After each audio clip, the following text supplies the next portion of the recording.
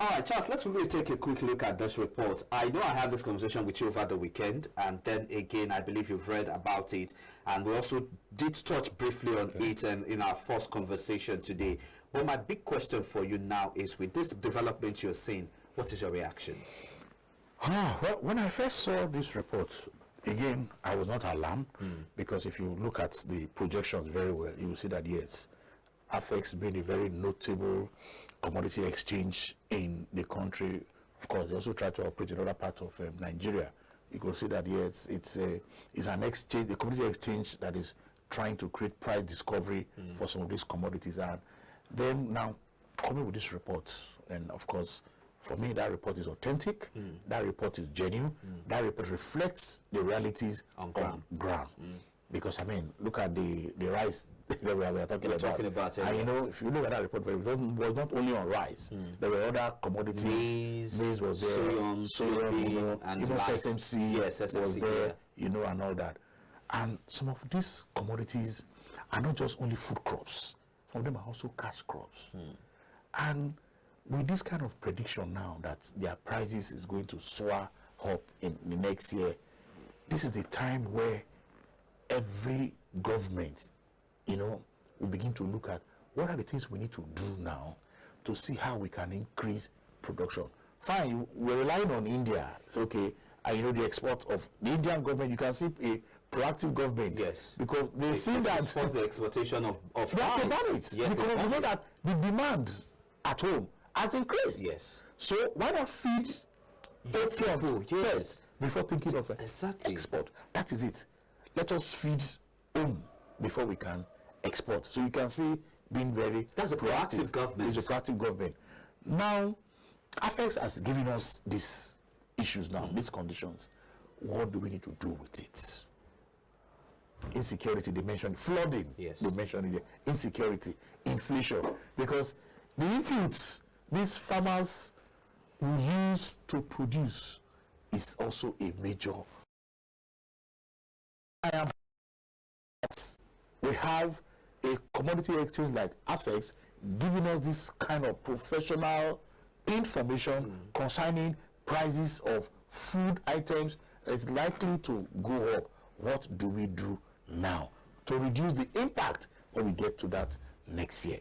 Yes. Now, that leads into my next question. And amid the surging inflation rates now that is really eroding the purchasing power of the average Nigerian, the truth is people no longer can afford what they used to afford conveniently at the moment because of inflation. What ripple effects do you think this will have on the standard of living and the well-being of the average Nigerian? You have said it. Standard of living is down already. Then that might also lead to a lot of frustration. It might also lead to some health issues because we are saying people can no longer consume a balanced diet. 3 square meal, in fact, is a thing of the past. Even 2 square meal, how many of this average Nigerian that can boast and say, I eat 2 square meal, balanced diet a day? It is not possible. Balanced diet is no longer the focus. It's just eat to become satisfied. Okay. Once you are satisfied, you cannot think of whether it is balanced or not. And we're going to be having more patients in our hospitals. And of course, our health services can no longer contain. You know, and all that. That's issue. The quality of life will reduce. Lifespan will also reduce. And because as human beings, we want to survive at all costs. Definitely. You see people, I'm not saying poverty or hunger can make you. We are still coming to poverty now and the hunger rates in the country. Okay, you're seeing that the reports we have now, Nigeria is currently ranked as 109th amongst 125 countries in the world hunger index globally. That speaks a lot to us as a nation that has the potential and everything it takes to feed itself. Charles, it's worrisome. Yes, you see, again, we are coming back to security. The government has said they recognize that food security should be in the purview of the National Security Council. You know, so it is not just a matter of economy alone now. It's a security issue. A nation that cannot feed itself is preparing the grounds for disaster. Because if you have able-bodied men that cannot feed themselves, family men, people with children at home, cannot feed themselves and their children, is disaster already. Now, I want to ask you this question. When we talk about setting blueprints, when you talk about reforms and the likes, what kind of reforms, what kind of blueprint should we be having on the ground now in the agricultural space? Remember, you did make mention of something very specific, very poignant, and also salient in your earlier submission, that it is our time we bring back agriculture to become the mainstay of our economy. This is what it used to be in the 80s and in the 90s, and now we've seen that oil has taken over and agriculture has been taken to the back seat. What should this government do to give more priority, more attention, more focus to agriculture? What kind of reform should we be seeing? Whether we like it or not, agriculture is one sector that can employ a lot of youths. So in terms of unemployment, you have taken so many of them out of that. Yes. And when they get involved or engaged in the farmlands, you will see that they will have some sense of esteem. That yes, I can produce, I can come to the farm, I can till. But because we are talking of food insecurity here now, what are the things the government need to put in place? In fact, supporting agriculture, it is even for the benefit of the government. Because I will tell you, Blessed, Sir, if you go to some Nigerian villages, my own village specifically, I'll mention the name, Patani, a riverine community in Delta State. Yeah. Some of the part of the community also entered Bayelsa, our farmlands.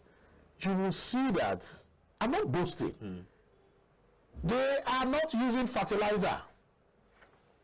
My grandmother, who was there, she's still there. She does not use fertilizer when she goes to plant a cassava farm or a yam farm. But you will see the harvest that will come. This is without any government support, without any agricultural extension coming there. You can see the yield per hectare she is getting. Now, if you now encourage the young people, give them a stipend, and say, okay, these are, the lands are there. These are farmlands. Let them produce 4-5 months. You will see the harvest that there will be just for only one product, cassava. You can do that in several other commodities based on the climate and what the people are used to. Go to Benue State, the food baskets. I was there just recently, and I was told rice is doing very well there. Even cassava is also doing very well there. Even apple. We can own all of these. Go to Plateau State, tomatoes. We can do all these things. What kind of strategic moves, what kind of measures should government be taking? Because the truth is, we can't stop calling government to their responsibility. And that's why we are the media. Yes. We need to keep having this conversation so that it gets to the right quarters. And when it gets to the right quarters, we'll begin to see some necessary kind of actions being taken. Yes. Yeah. So what kind of measures should government be taking at this point in time? You're in the best position to advise them. Go ahead, Charles. Yes. You see, again, I always mention the private sector. Good. I was going to ask that question. The importance of private sector play in boosting agricultural sector. We have seen some of them, in that direction. The likes of Bua, Dangote, even flour mills and all that. Even Nigerian breweries, pardon me for mentioning their name, they cultivate. You just get these farmers. The land is there, okay? This is what we need from you. Provide the farmers with all the incentive, all the input, and in the next 4-5 months, you will see your harvest. It's not everything government.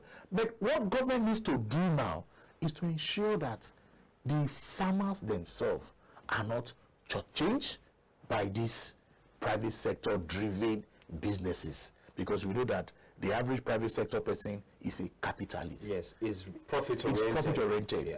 But we are saying, yes, government is ready to give some tax incentive to ensure that these people are able to cultivate large acres of land with the use of mechanization. Good. What about our agricultural? In fact, we have federal universities of agriculture. I know they are doing quite a number of workload, the professors there, but we want to see some of those their research being taken to the farmland, to the industries. You know, not just only in improved seed variety, but we're talking of storage. Because that is also a very big problem when it comes to storage. We don't have good storage facilities in the country. We don't have it. Power is another major issue. Exactly. I was going to that also. So we need to look at power. We need to look at storage facility, because if you go to places where they produce a lot of tomatoes, that harvesting period, there is a lot of tomatoes all over the place, and the price will come down.